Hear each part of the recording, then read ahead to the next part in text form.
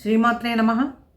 శంకరాచార్యుల వారు రచించినటువంటి సౌందర్య లహరిలో 2వ శ్లోకానికి ఉండేటువంటి అర్థం ఈరోజు తెలుసుకుందాము.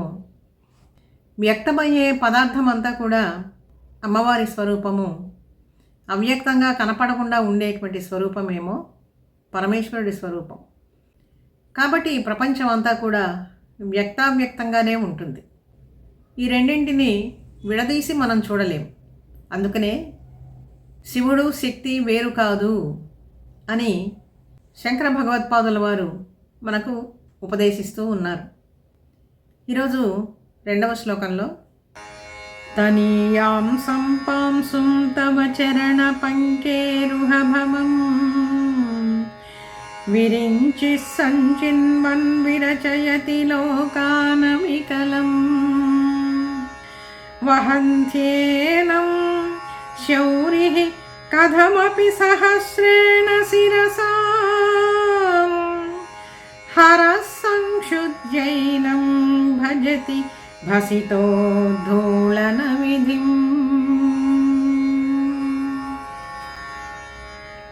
ఈ శ్లోకానికి తాత్పర్యం ఏమిటి అంటే, అమ్మా భగవతి, నీ పాదపద్మాల అడుగున అంటి ఉండేటువంటి లేశమాత్రమైన ధూళిని సంపాదించి దాంతో బ్రహ్మదేవుడు ఈ చతుర్దశ భువనాలన్నింటినీ కూడా ఎటువంటి వైకల్యము లేకుండా సృష్టి చేయగలుగుతూ ఉన్నాడు. ఈ లేశమాత్ర ధూళి కణము చేతనే విష్ణుమూర్తి ఆదిశేషువుగా 1000 పడగలతో విస్తరించి అన్నింటినీ కూడా భరిస్తూ ఉన్నాడు.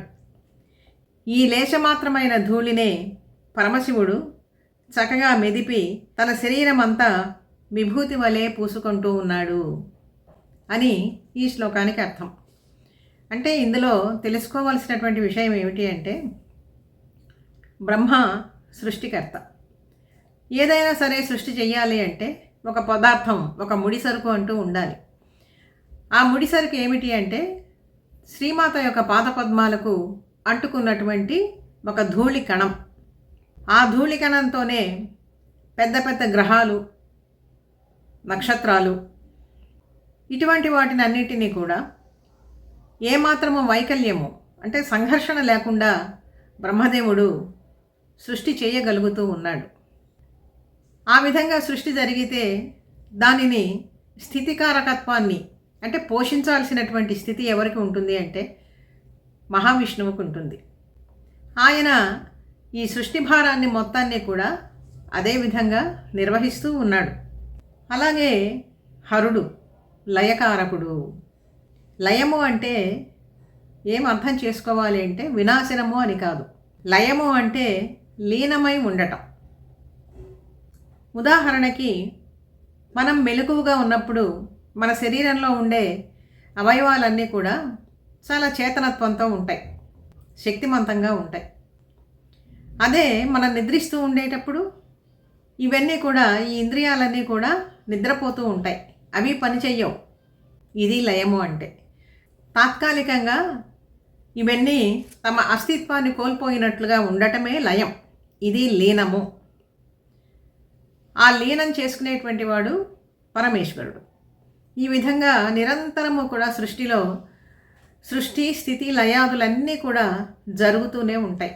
ఇదంతా కూడా ఆ శ్రీమాత యొక్క పాదాలకు అంటినటువంటి ఒక చిన్న ధూళి కణం వల్లనే జరుగుతూ ఉన్నది కదా అని శంకరులు జగన్మాత వైభవాన్ని కీర్తిస్తూ ఉన్నారు.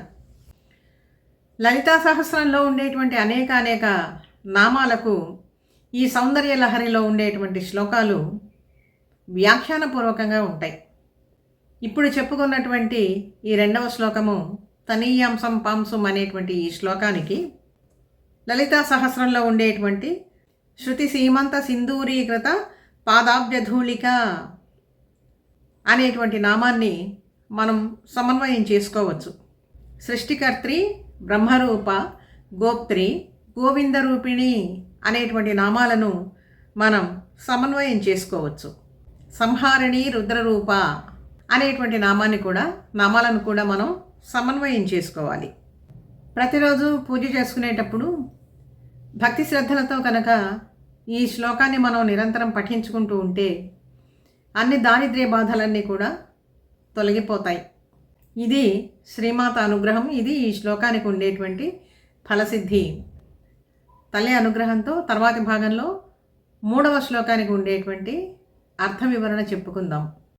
వీడియో నచ్చితే లైక్ చేయండి, షేర్ చేయండి, సబ్స్క్రైబ్ చేయండి. మీ అభిప్రాయాన్ని కామెంట్ రూపంలో తెలియజేయండి.